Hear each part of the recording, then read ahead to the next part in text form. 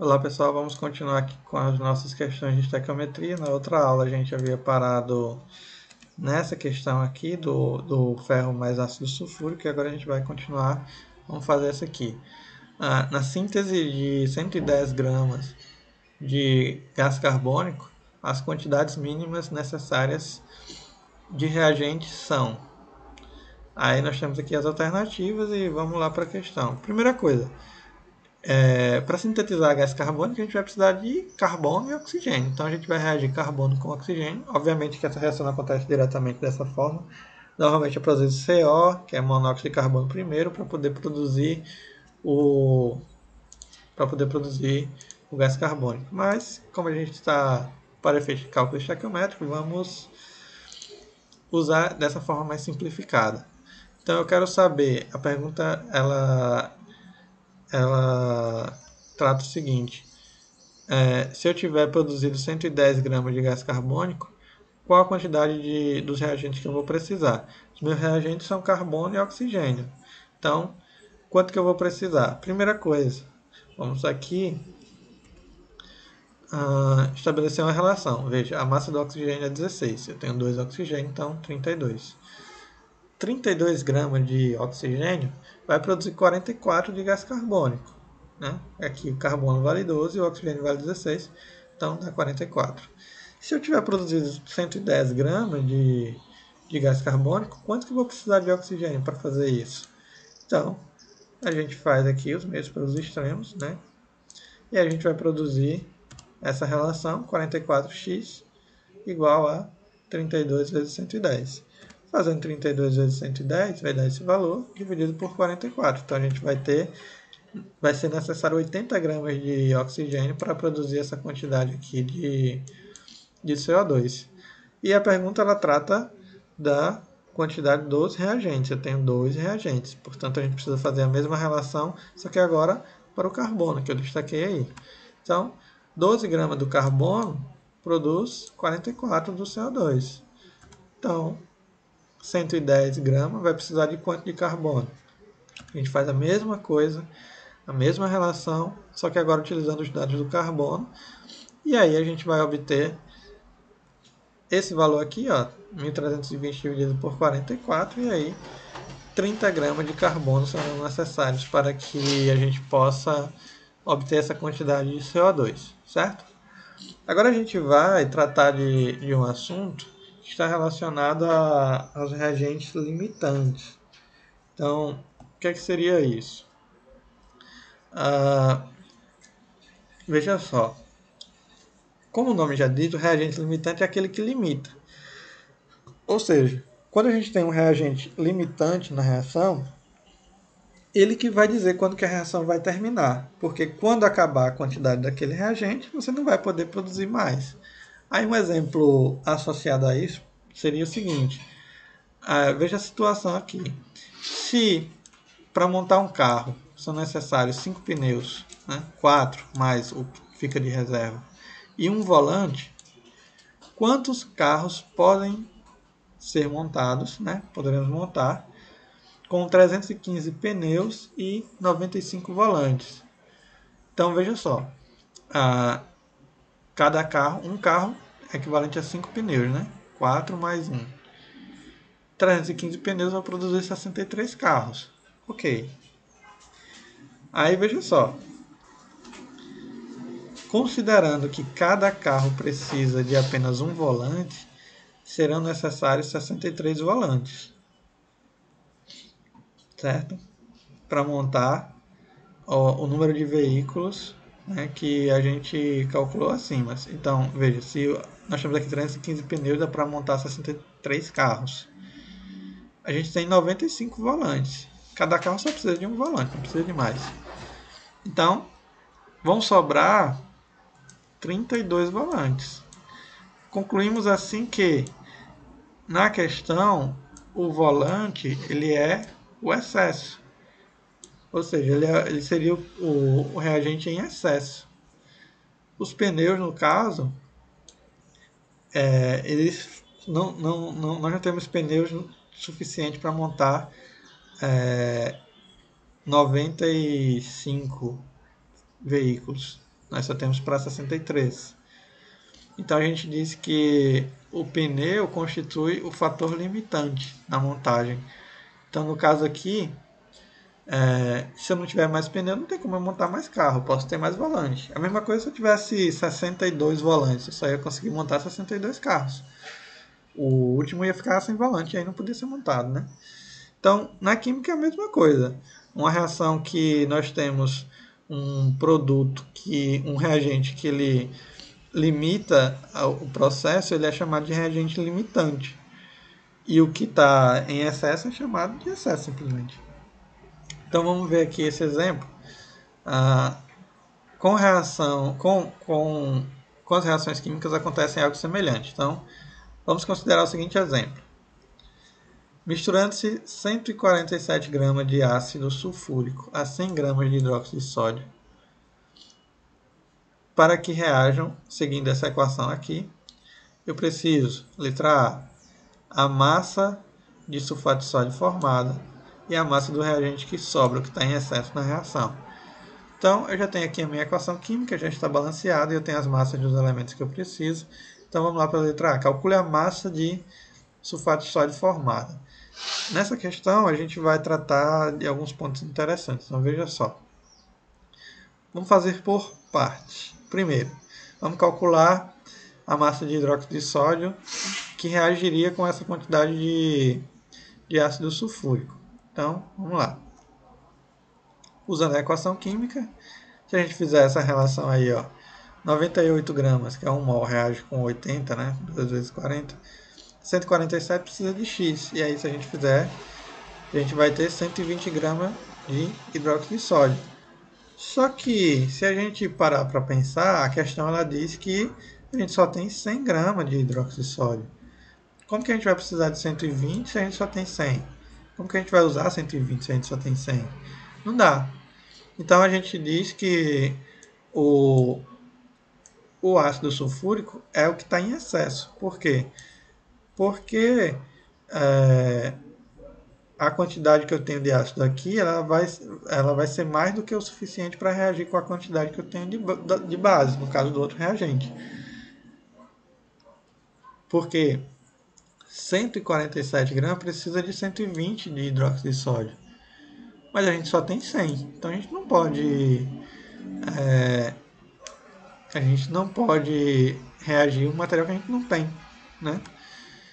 Então, vamos fazer o inverso agora. Vamos calcular a massa do ácido que reage com 100 gramas da base, certo? Então, vamos fazer o seguinte. Mesma equação, só que aí, ó, nessa daqui, vejam, o destaque era isso aqui, ó. Eu usei a massa do ácido para descobrir a massa da base. Aí depois eu vi que isso aqui era mais do que eu tinha. O que é que eu vou fazer aqui? Mesma equação, só que agora eu vou usar o fator que está aqui no limite, que é 100 gramas da base. Então, faz aqui mesmo pelos extremos. E aí a gente vai obter esse resultado aí, ó, 122,5 gramas do ácido. Então, o que é que a gente faz? Veja só, 100 gramas da base, como o problema está descrito, ele pode reagir com 122,5 gramas do ácido. Eu tenho 147 gramas do ácido. Mas só 122,5 vai reagir.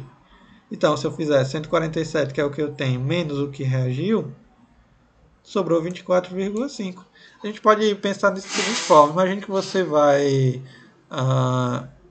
fazer compras no mercado, você tem a sua lista de compras, e aí você leva um valor em dinheiro. E aí você vai, compra tudo, e no final, depois que você pagou, ainda sobrou um valor. Então você levou o dinheiro em excesso, né? Então, no caso, o dinheiro seria o excesso da reação, né? Da reação compra. Então aqui é a mesma coisa. Você tem uma quantidade de ácido, mas ela só uma parte dela vai reagir. O que sobrou é o excesso. E isso aí responde a alternativa B do nosso problema. Vamos seguindo aí. Então veja só. Vamos tratando de alguns pontos aí. Ao contrário do ácido, que nesse problema é o reagente em excesso, como eu já falei para vocês, a base é o que falta e a gente chama de reagente limitante, certo? Então, sempre que estiver falando de reagente limitante, vai ser o que limita a reação, o que está na quantidade adequada e quando ele acabar, a reação para, certo? Quando ele se esgotar, é o ponto em que a reação chegou no fim. Então, a gente pode tratar dessa forma. Esse aqui é o reagente que está em excesso, esse aqui é o reagente que vai limitar se a reação vai continuar ou não, e aí produzir a quantidade adequada do sal. Então, se a gente quiser saber quanto do sal realmente vai ser produzido, a gente não vai poder utilizar esse aqui, o ácido sulfúrico. Por quê? Porque ele está em excesso, então nem todo ele vai reagir para produzir sal. A gente vai usar o reagente limitante, porque é o que vai realmente, de fato, definir a quantidade de produto que será formada na reação. Então, aqui a gente fazendo essa relação, a gente vai obter esse valor aqui de produto de sal da minha reação química, que era o que a questão estava querendo, certo? Então, isso responde a pergunta A do problema, ou seja, quero saber que a partir de 100 gramas do hidróxido de sódio, né, que é o reagente limitante, quanto que era produzido do sal, mas isso não poderia ser feito a partir da base, quer dizer, a partir do ácido, porque ele seria o reagente em excesso. Então, se a gente fizesse a partir de 147, chegaríamos num valor que não poderia ser produzido do sal, porque faltaria NaOH, que é a base, certo? Veja a seguinte situação. Uma massa de álcool etílico, aí está a fórmula do álcool, igual a 138 gramas, foi posta para queimar na presença de 220 litros de oxigênio, em condições ambientes, 1 atm 25 graus. Como podemos proceder para calcular o volume de gás carbônico liberado e a quantidade de reagente em excesso, se houver? Veja só. Então vamos lá. Primeiro, nós temos aí a massa molar do álcool, né, que é 46 gramas por mol, e o volume molar nas condições que a reação ocorreu é esse aqui, 25 litros por mol. Então a gente vai usar esse volume. Então vamos lá. Primeira coisa é a equação química. Nós temos aqui o álcool mais oxigênio forma CO2 e água. Ok. Então, 1 mol do álcool tem 46 gramas de álcool. E esse valor ele vai precisar de 3 vezes 25 litros de oxigênio. Esse 25 é justamente esse valor aqui. Então, se a gente fizer essa relação aí, 138 gramas 138 veio daqui, do enunciado da pergunta, da questão, certo? Então, 138x. E aí a gente vai produzir 225, a gente vai precisar de 225 litros de oxigênio. Só que a minha pergunta, ela diz que só estão disponíveis 220 litros de oxigênio. Ou seja, eu tenho oxigênio em excesso aí. Eu preciso de mais oxigênio do que eu tenho, na verdade, né? Então veja só, como o volume de oxigênio disponível é 220 e seria necessário 225 para reagir com essa quantidade de álcool, o álcool ele está em excesso, né? Tem mais álcool do que necessário. Então, o próximo passo é calcular a massa de álcool que reage de fato. Então, vamos lá. Mesma equação. Então, 46 gramas disso aqui, de álcool, reage com esse volume aqui de oxigênio. Então, 220 é justamente o volume de oxigênio que a gente tem disponível que a questão nos fornece. 220 vai precisar vai usar quantos gramas de álcool? Y, né? Então, a gente faz aí os meios pelos extremos e faz essa relação aqui, a gente vai obter aproximadamente 135 gramas de álcool. Então, veja só, eu tinha 138. Pelos dados da minha equação, eu só vou precisar de 135. Então, o que passar disso aqui vai ser excesso. Então, agora a gente pode calcular a massa de álcool, né, a massa em excesso, subtraindo a massa que eu tenho menos a massa que reage. Então, sobra 3 gramas de álcool, que é o nosso excesso, certo? Então, finalmente, a massa de produto formada pode ser calculada utilizando a substância reagente que não estava em excesso. Ou seja, a gente vai usar o limitante, certo? Então, fazendo isso, ó, 3 vezes 25 vai produzir 2 vezes 25 de CO2. Por que eu estou usando 25 nos dois? Porque é o volume molar do gás nessas condições de temperatura e pressão que a questão nos forneceu. Se fosse na CNTP, seria 22,4. Então, 220, que é o reagente limitante, vai ser Z. E aí, a gente fazendo a conta, a gente vai obter aproximadamente 146,7 litros de CO2, certo? Então, a gente para por aqui com essa parte de conteúdo. Na próxima aula, se for possível, a gente termina essa parte de estequiometria finalmente, ok? Então, por hoje é só.